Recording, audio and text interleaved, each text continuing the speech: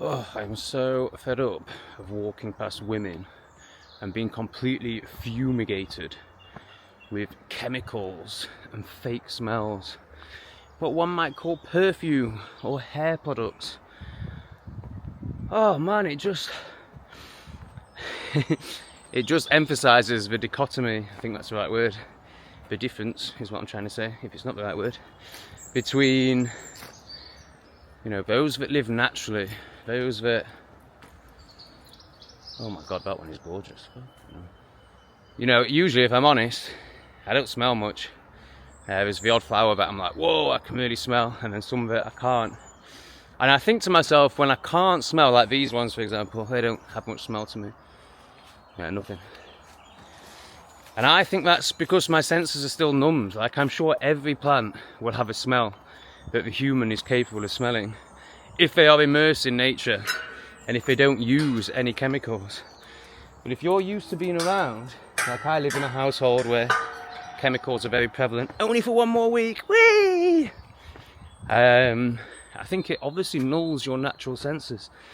And it just really interests me that all these perfumes are based on floral smells.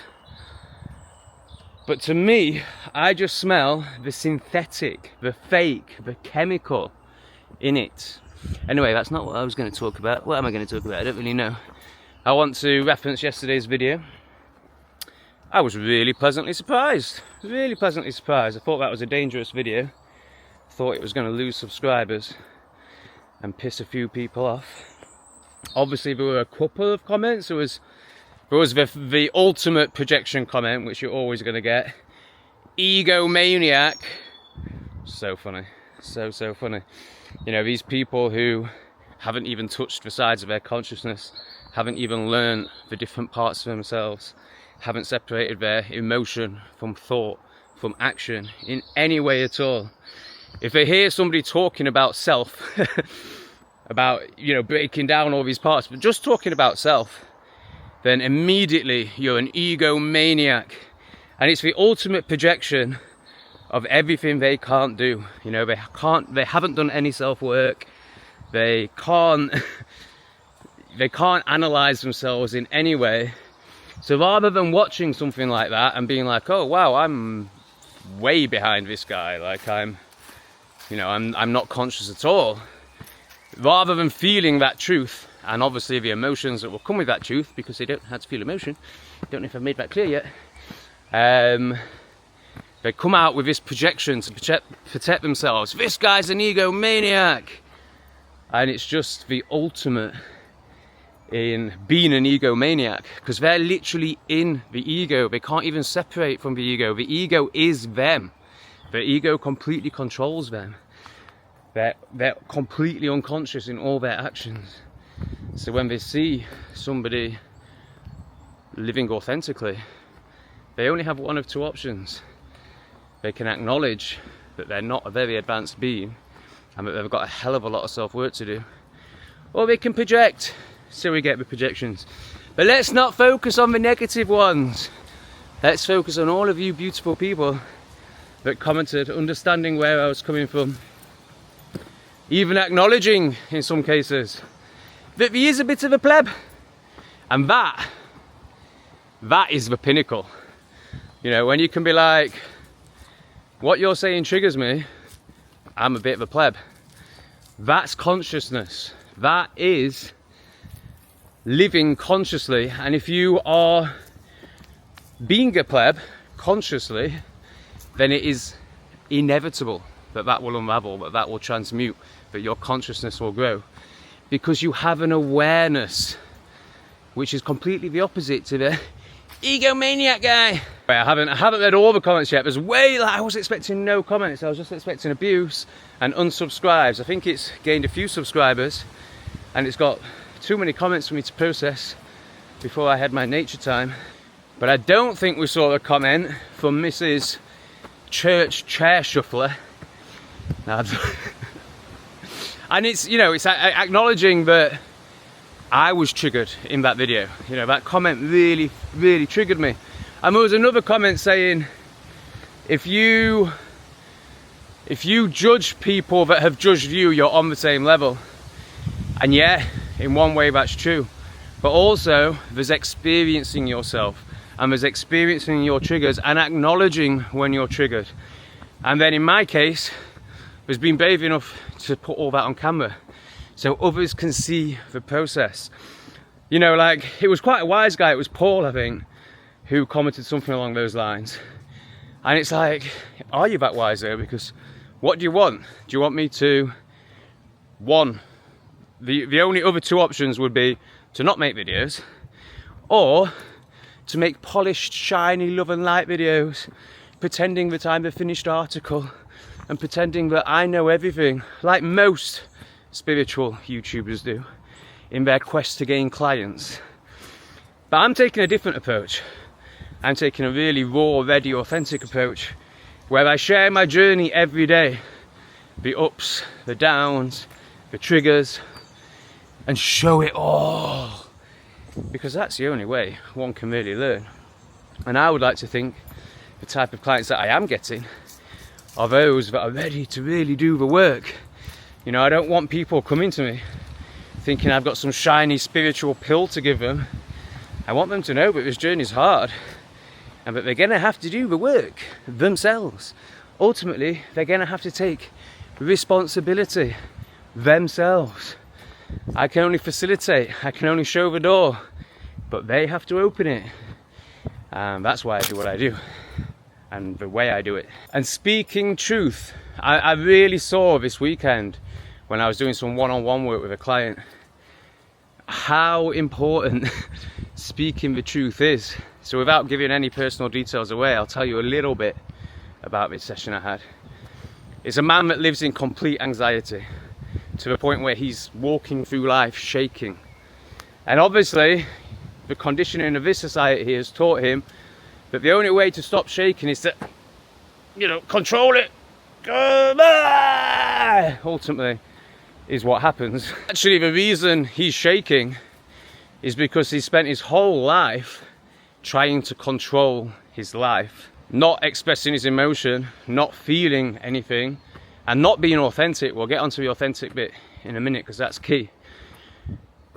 But you know, I didn't actually say this to him, but what came up for me was, you know, so obviously he hates this shaking, sees it as a very negative thing, and he just wants it to stop. You know, he's still kind of in that mentality of, you know, the doctor could give me a pill to make it stop. He's not, but it's the next level of that, of like, how do I just get this to stop, rather than like, what is the root cause of this? And what came up for me is, you should be really grateful for that shaking. It's literally keeping you alive, because what it's doing is the dis-ease in him, which turns into disease eventually. Look at the spelling, very interesting. It's so overwhelming that it has to be expressed. And because he's not willing to psychologically analyze it, or he hasn't been until this point, he certainly is now, his body is releasing the dis-ease before it turns into disease physically. Like, it's literally shaking it out, and he has no control over it, because of course because you can't control it. The only way is to surrender to it. The only way is to surrender to the emotion that is causing the shaking. Anyway, as we delved in, it was very apparent that this man had no trust for anyone or anything. And as we delved in further, and I already knew obviously, because it always comes from the same place, he didn't trust himself. And he was like, how can you trust yourself? And I was like, well, you can speak truth. So this man has spent his life taking the easy option, taking the people-pleasing option. He's like the archetypal people pleaser, where he just wants an easy life, and he'll just say what he has to say to get that. So for example, he had a situation with a neighbour who asked him if he'd had the and he hasn't. You know, he's fairly conscious on one level, and rather than have a confrontation, his biggest fear in life, he just went, yeah, I have.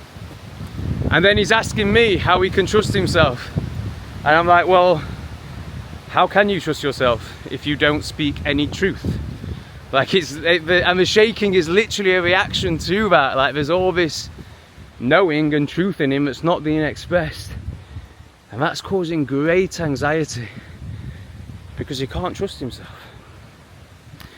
And honestly, just saying what you think and accepting that it is going to cause offence in others is so powerful. I've got a minuscule example from this morning. The local shop, go and buy my milk there. And they're always trying to give me this bloody card. I'm like, I come in once a week and buy milk. And usually I don't even do that because my dad does it.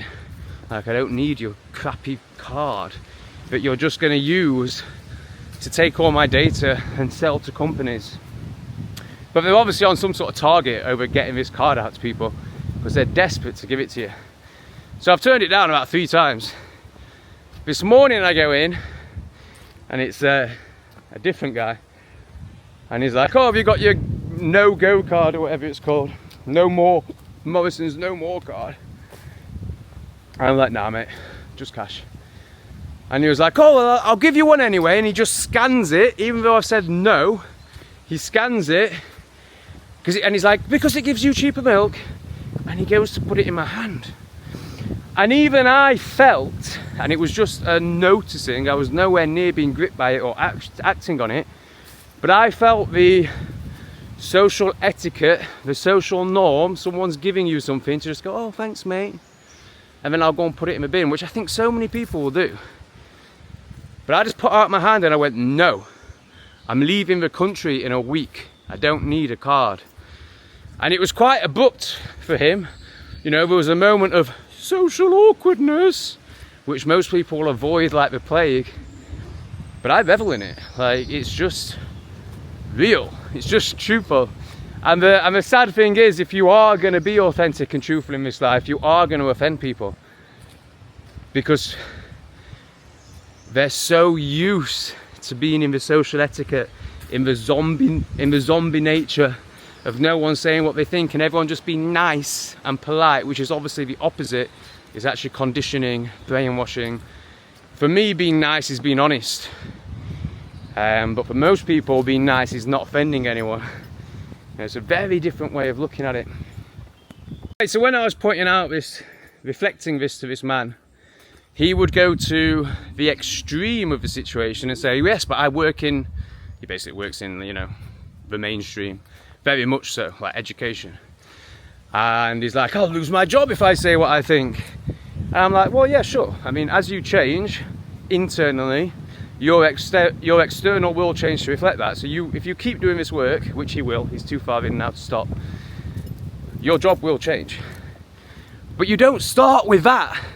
You know, obviously there's certain things that if you're honest about will risk your survival, i.e. your paycheck. You don't start there. You start with the neighbour you don't care about.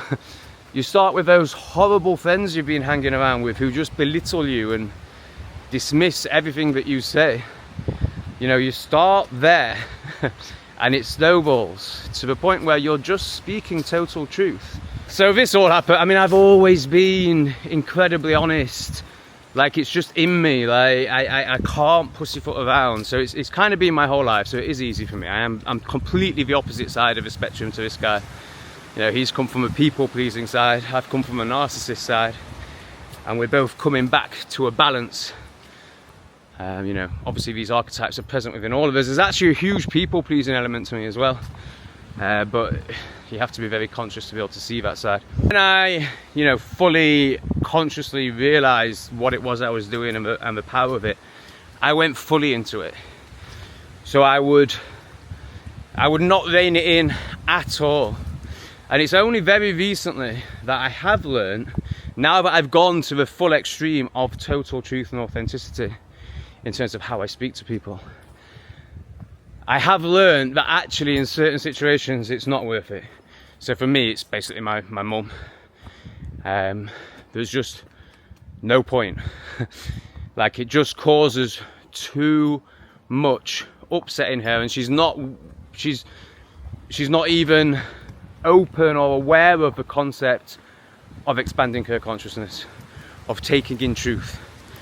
you know, so, like living so in the fear and so in the mainstream, that I've basically just had to accept that this isn't her lifetime. You know, this isn't her lifetime for awakening. You know, this is her lifetime for plebbiness. And to love that, and to accept that, and to be with that. So I found the last couple of weeks, there's been so many times she's said something where I just want to be like, meh! And I just don't respond. I just don't respond, which is probably even more powerful. Because then rather than her going into the trigger and the projection and all the upset, you know, there's actually nothing more powerful than just not responding. My mate Steve did a great video on this on his channel about how when he'd come out of prison, he basically just spent so long meditating, but he didn't have any need for another. He didn't have any need for any of the social norms, any of the like the reinforcing, you know, because you get to a point, as he explained so well, and as I'm experiencing, where you realize that all conversation is futile. You realize that all conversation comes from the ego. It comes from the need for attention, just like I'm doing now. The need to be recognized, the need to have your beliefs reinforced. That's a really big one. So when he came out of prison, people would say stuff to him and he just wouldn't respond, because he was coming from like the observer, and he was like, oh, this person has said this, and seeing the emotion of it all, like what, and the underlying needs of it. So what does this person want? You know, what affirmation does this person want about their beliefs from me? And just like this disconnect with it, like, oh, well, I'm not going to give them that, and I'll analyze the response of that from a observer point of view. So someone would say something to him, and he'd just sit there in silence, and these people would start tweaking out and projecting the story onto him. So like they'd start saying something like, oh, you're judging me, you think this about me. Like, he'd literally said nothing. So it's actually the silence, like not giving them the energetic need, let's just call it attention, that they desire. It's actually more powerful. So yeah, it's interesting. It's the human psychology, and I find it fascinating. But of course, if you don't understand any of this, and you're not willing to open up to what a sham your life is, and how everything you believe is based upon a lie, you're just going to project onto it. Hence, egomaniac. You know, it's one I get a lot. It's one I get a lot. And it's just like, because it's the opposite. It's the absolute opposite.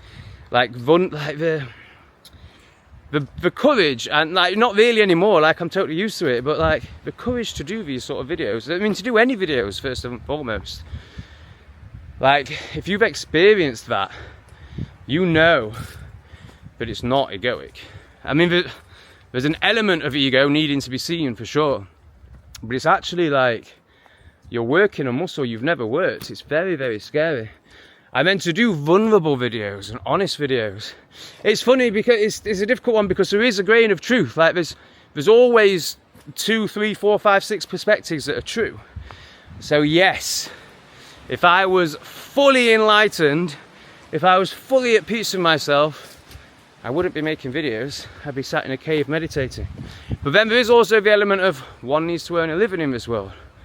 So maybe I would. But essentially, yes, this is the ego. Like, me being on video is an unresolved part of me that still needs attention, that still needs some sort of confirmation from others that I'm doing okay, you know? So there's levels to this, and I'm not saying I'm beyond. I'm not saying I'm past all the levels. You know, that won't occur until I'm sat in a cave on my own. If that does ever occur. Doesn't feel like it will. But the way I'm going, I'm not so sure now. Like, it could do. It could do. Ultimately, my only goal in life is to give myself the best chance of not coming back here. And that's not, like, I'm not in anguish, I'm not in agony. Like, if I do come back here, okay, fine. But I'd like to give myself the best chance of going to a plane of higher vibration. Maybe one where dualism isn't so present. You know, that's the hope. So if that does get to a point where I realise that, okay, I do need to totally cut myself off from society and sit in a cave for the rest of my life, then that's what I'll do. Because I'm dedicated to it. There is nothing else.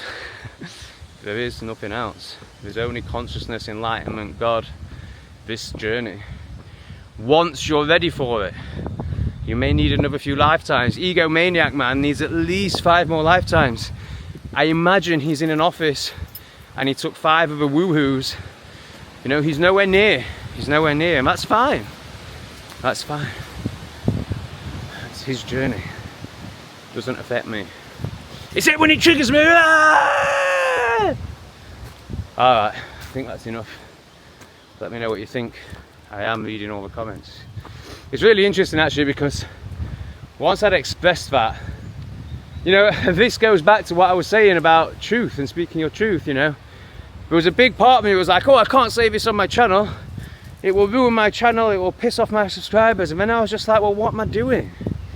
Like, why am I creating this if it's just gonna keep me in a cage? Like, that's the opposite of everything that I'm dedicating my life to. And it's also the opposite of trust and surrender. It's like, it's still within me that need to control, that need to give a shiny image, that need to give a likable image. And it's just like, yeah, but it's not true.